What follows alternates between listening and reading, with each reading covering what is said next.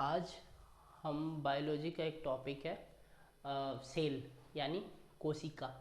तो कोशिका के बारे में कुछ चर्चा करेंगे और कोशिका के बारे में ये पता करेंगे कि आखिरकार कोशिका को कब खोजा गया और किसने इसके बारे में बताया कि हाँ, कोशिका के द्वारा ही हमारे शरीर का निर्माण होता है। किस किस तरीके से भाग लेता है कोशिका अपने कार्य के अंदर। ठीक है। दुनिया का सबसे छोटा कोशिका, दुनिया का सबसे बड़ा कोशिका, मानव शरीर के अंदर पाया जाने वाला सबसे बड़ा कोशिका और मानव शरीर के अंदर पाया जाने वाला सबसे छोटा कोशिका, और जितने भी कोशिका हैं जो हमारे पूरे दुनिया में एग्जिस्ट करते हैं उनके बारे में बातचीत, और इन पे किन वैज्ञानिकों ने कार्य किया उसके बारे में बातचीत हम करते हैं। ठीक है। स्टार्टिंग होता है बायोलॉजी से। ठीक है। तो बायोलॉजी क्या था? बायोलॉजी जब स्टार्ट किया गया था, ठीक है, तो इसके पिता जो थे वो थे एरिस्टोटल, मतलब पापा जी।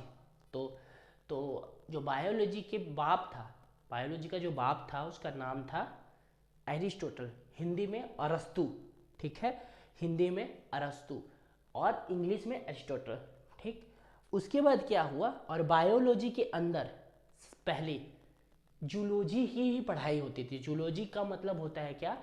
जितने भी जंतु, जीव, जितने लिविंग ऑर्गेनिज्म है ना, सब किस में आ जाते हैं? आपके बायोलॉजी में। ठीक है। तो पहले पढ़ाई होती थी, तो हर चीज़ों को की खोज चलती रहती है, समय दर समय चलती रहती है। तो उसी तरीके से खोज हुई आपकी कि किस की पादप में भी जान होता है, और वो खोज करने वाले थे हमारे जेसी बोस, जगदीश चंद्र बोस, जिन्होंने ये बताया कि हाँ, जो पेड़ हमारे आसपास जो पेड़ पौधे पाए जाते हैं ना, वो भी अपना खाना बना सकते हैं, अपने अंदर CO2 O2 का उत्सर्जन और आगमन कर सकते हैं। मतलब उनके अंदर भी कुछ ऐसी सिंथेसिस की पावर है जिसके कारण वो अपने वैसी एक्टिविटी कर सकते हैं जैसे हम करते हैं, बट वो हमसे डिफरेंट एक ही जगह है, वो है लोकोमोशन में। लोकोमोशन मतलब आपके मूवमेंट के अंदर। लोकोमोशन, आप अगर चल पा रहे हो ना, फिर पा रहे हो, दैट मीन्स दैट इज आप you are able to locomotion, मतलब आप इधर से उधर घूम फिर पा रहे हो। ठीक है, उसे लोकोमोशन कहते हैं। तो ये चीज बताया कैसे?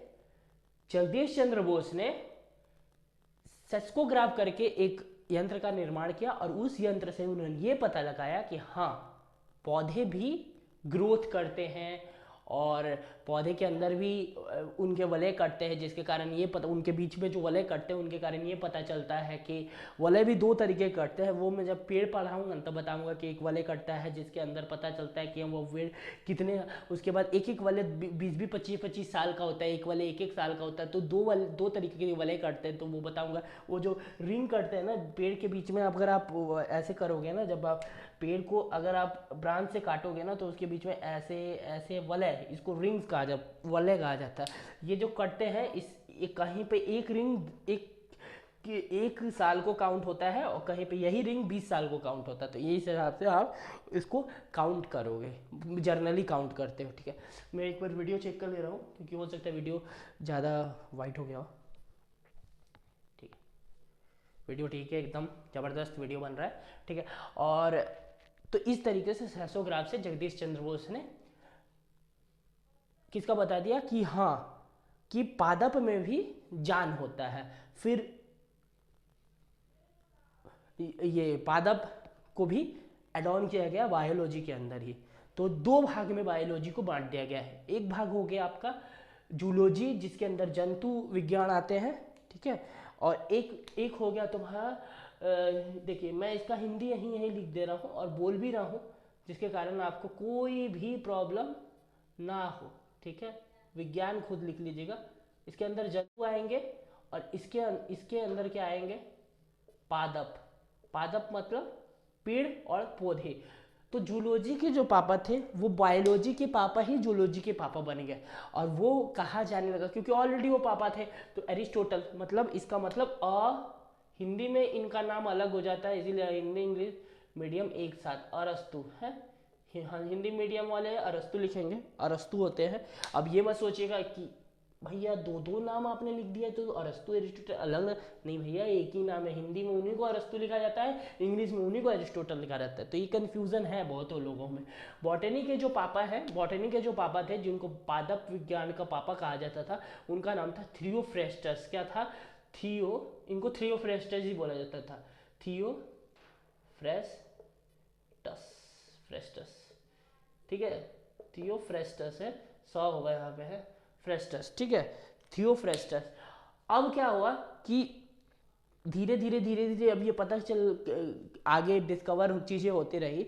तो डिस्कवरी के अंदर हमें क्या पता चला कि कुछ चीज़ हमें पता करना होगा कि हमारा जो ऑर्गन है वो क्या चीज़ से बन रहा है, हमारा शरीर किस चीज़ से बन रहा है। तो डिस्कवरी में पता चला, तो हमें पता चला कि हाँ एक चीज़ सेल है। सेल किसे कहते हैं? सेल वो चीज़ है, वो छोटी से छोटी इकाई जो अपना फंक्शन खुद अपने द्वारा कर लेती है। मतलब वो अगर अपना डाइजेशन भी खुद ही करेगी और अपने जैसा दूसरा भाई, मतलब अपना ही क्लोन दूसरा खुद स्वयं बना सकते हैं। सेल के अंदर ये पावर होता है। तो सेल के अंदर ये पावर होता है, ठीक है। उसके बाद आप कहोगे कि जो साइटोलॉजी एक पार्ट आया है। साइटोलॉजी क्या है कि साइटोलॉजी के अंदर आप क्या देखते हो? साइटो, साइटो का मतलब होता है सेल, ठीक है। साइटो का मतलब होता है कि आप सेल की बात कर रहे हो। लॉजी का मतलब होता है टू स्टडी, मतलब आप अगर सेल के बारे में पढ़ रहे हो तो उसे साइटोलॉजी कहेंगे, ठीक है। साइटोलॉजी किसे कहेंगे? जब आप सेल का अध्ययन कर रहे हो, जब आप कोशिका का अध्ययन कर रहे हो, तो आपको क्या कहा जाएगा? आपको साइटोलॉजी कहा जाएगा, ठीक है। उसी तरीके से बहुत सारे ऐसे टर्म्स आते हैं, जैसे मान लो आप न्यूरॉन के बारे में पढ़ रहे हो, माथा के अंदर जो न्यूरॉन पाया जाता है उसके बारे में पढ़ रहे हो, तो आपको न्यूरोलॉजिस्ट कहा जाए या तो न्यूरोलॉजी कहा जाएगा। तो आप न्यूरोलॉजी की पढ़ाई कर रहे हो, ठीक है। तो इस तरीके का सेल को इंट्रोड्यूस किया गया। सेल यही होता है, ठीक है। और साइटोलॉजी से ही सेल निकला। तो हम आज सेल के बारे में पढ़ेंगे और साइटोलॉजी क्या है क्या नहीं है इसके बारे में पढ़ेंगे। सबसे पहले जो सेल खोजा था वो खोजा था रॉबर्ट हुक ने। किसने खोजा था? रॉबर्ट हुक ने। देखिए ये जो नाम दिख रहा है ना, रॉबर्ट हुक ने खोजा था, रॉबर्ट हुक, ठीक है। तो रॉबर्ट हुक ने सेल को खोजा। तो रॉबर्ट हुक ने जो सेल को खोजा ना, वो ऐसा था, ठीक है। क्रॉक आपने देखा होगा, पता नहीं कि बहुत आदमी कहीं महंगे जगह अगर हो सके दारू वारू बैठ के मैखाना में पिया होगा, तो वो देखे होंगे ना कि बोतल के ऊपर ना ऐसे करके बोतल कैसा बन गया भाई, बोतल के ऊपर ना ऐसे करके, बोतल ही मान लीजिए, ठीक है। अब बोतल का मैं स्पेशलिस्ट नहीं हूँ ना, अब यहाँ पे बोतल बनाना पड़ेगा। बोतल के ऊपर एक कॉर्क लगा रहता है, ऐसे करके मुंह बंद लिया रहता है, उसका एयर टाइट हो जाता है। तो जो शैंपेन के बोतल होते हैं ना, उस पर एक कॉर्क लगा रहता है। तो ऐसे कॉर्क टिश्यू का ना रॉबर्ट हुक ने पता लगाया कि हाँ ये सेल है। लेकिन वो जो सेल था ना वो मृत था। मृत मतलब डेड सेल था, ठीक है। क्या सेल था? डेड सेल था, डेड सेल था। क्या सेल था? डेड सेल था। अब क्या हुआ कि इस डेड सेल को देखा गया। तो सबसे पहले अगर बोला जाता था कि डेड सेल को खोजने वाले बंदे कौन है, आदमी कौन है, ये कौन है, वो कौन है, तो रॉबर्ट हुक की बात करते हैं। रॉबर्ट हुक ने सबसे पहले ये बताया कि हाँ ये एक सेल है, इससे ही हम लोग आप इससे ही आगे जाकर टिश्यू का निर्माण होता है, ठीक है। अब रॉबर्ट हुक ने ये सेल तो खोज लिया, तो अब लेकिन ये मृत थी। अब यहाँ क्या सीन था कि यहाँ मृत खोज हो गया है, तो अभी हमें ये भी खोजना है कि लिविंग में कौन है। तो लिविंग में जब खोज नहीं हुआ था तो एक उठ के आए थे एंटोनी ल्यूकॉक। एंटोनी ल्यूकॉक, ठीक है। एंटोनी ल्यूकॉक जब अपने एक्सपेरिमेंट कर रहे थे और वो बाहर घूमने गए थे, तो उनके शरीर पर बहुत सारे कुछ पानियों के बूंद गिरे, जिसमें उनको लगा कि नहीं तो कुछ उनको ईचिंग का प्रॉब्लम हो रहा है, ठीक है। तो उन्होंने ये देखा कि पानी के बूंद में ऐसे क्या है कि ईच कर रहा है। तो उन्होंने इस चीज़ का प्रतिपादन किया कि हाँ ये बैक्टीरिया है, ठीक है। तो बैक्टीरिया, तो लिविंग सेल बैक्टीरिया को खोजा किसने? तो लिविंग सेल बैक्टीरिया को खोजा है एंटोनी ल्यूकॉक ने। अगर आपसे कोई भी पूछे कि सबसे पहले सेल किसने खोजा, अगर वहां पे लिविंग और ये मृत डेड सेल का वर्णन नहीं किया गया और वहां रॉबर्ट हुक हो ना, तो आप रॉबर्ट हुक मार देना। लेकिन अगर वहां स्पेशली मेंशन किया गया है कि वहाँ पे डेड सेल की बात कर रहा हूँ तो रॉबर्ट हुक मारना, अगर वहाँ पे लिविंग सेल की बात किया जाए तो आप एंटोनी ल्यूक मारना, एंटोनी वेन ल्यूक मारना, ठीक है। तो ये दोनों लोगों ने मिलकर क्या किया था, किसका निर्माण किया था, सेल का निर्माण किया, सेल को डिस्कवर किया था।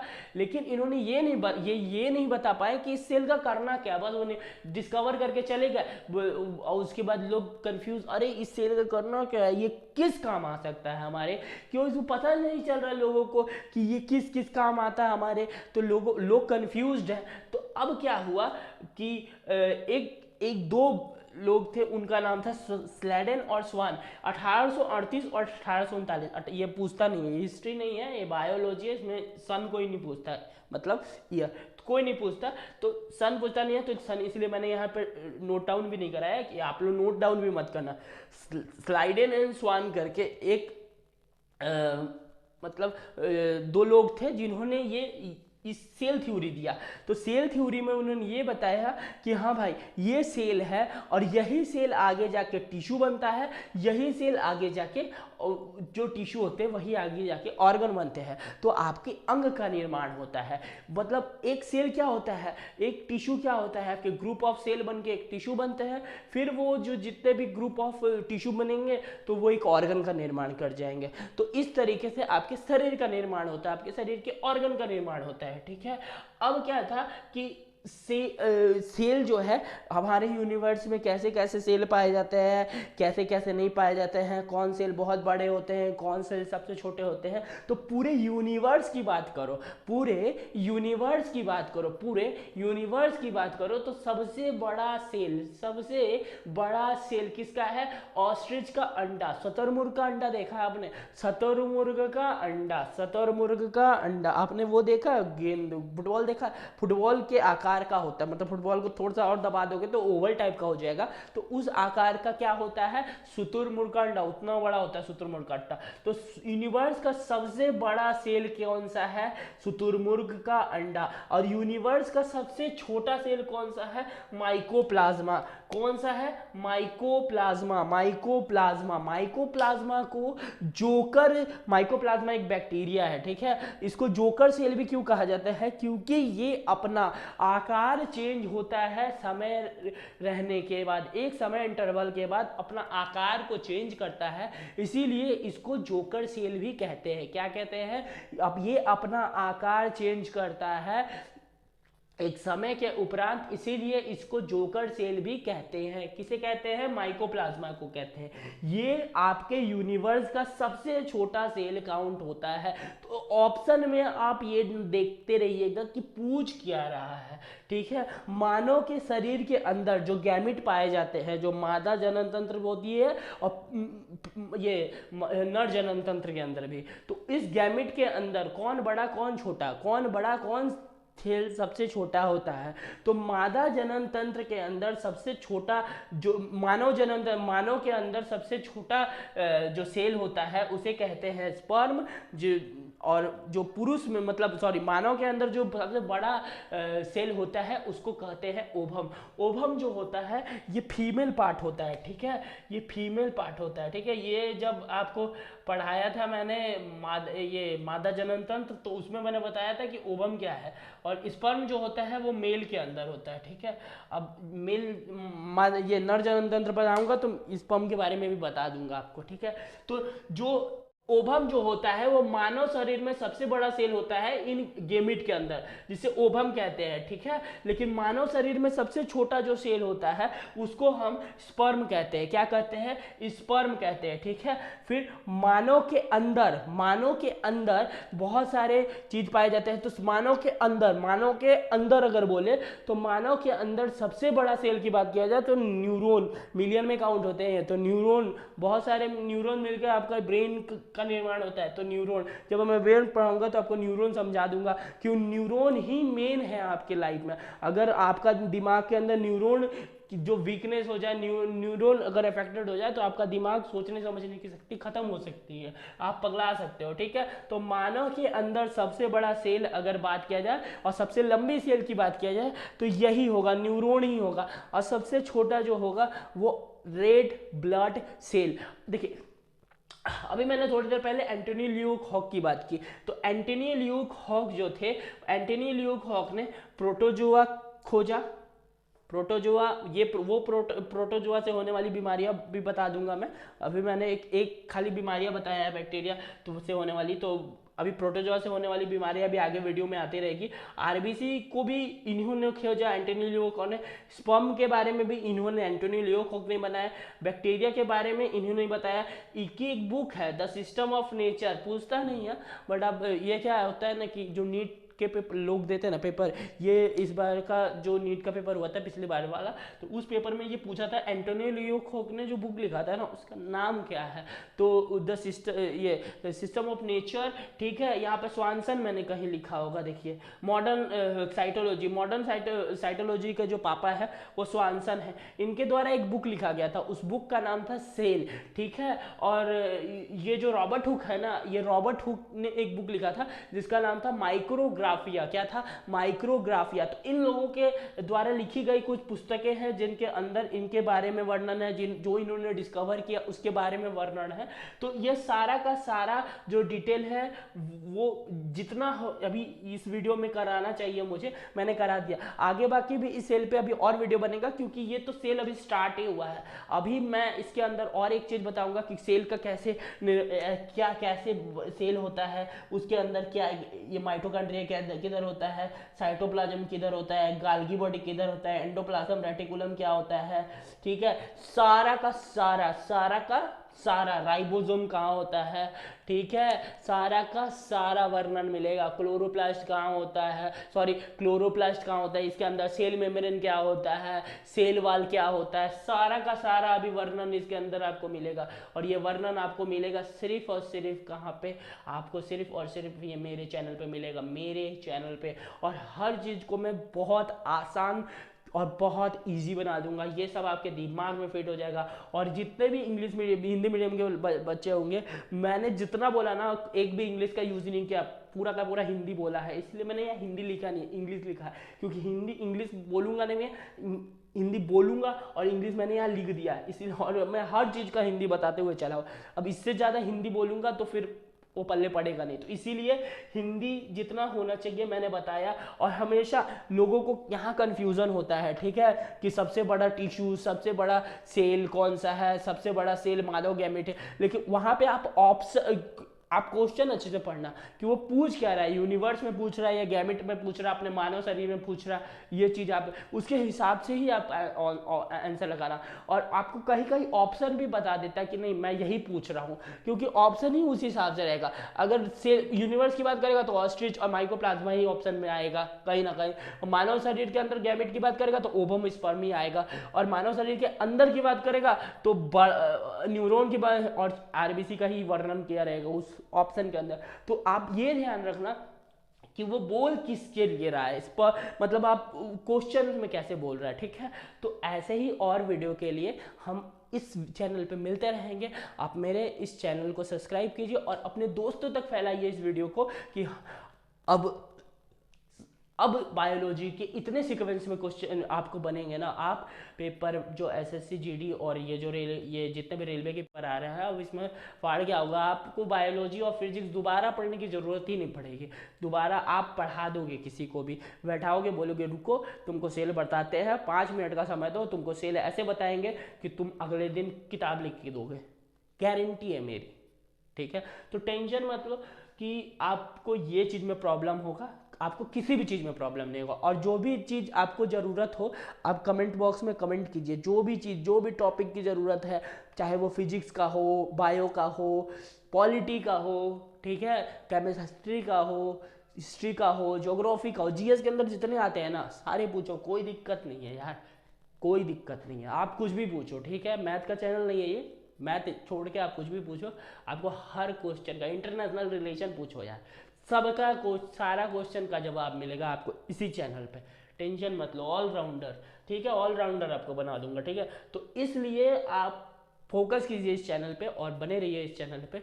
मिलते हैं एक अलग वीडियो के अंदर अलग इन्फॉर्मेशन के साथ और आपका दिमाग को और डेवलप करने के साथ। मेरे साथ बने रहने के लिए धन्यवाद और मिलते हैं अगले वीडियो के अंदर, तब तक के लिए जय हिंद।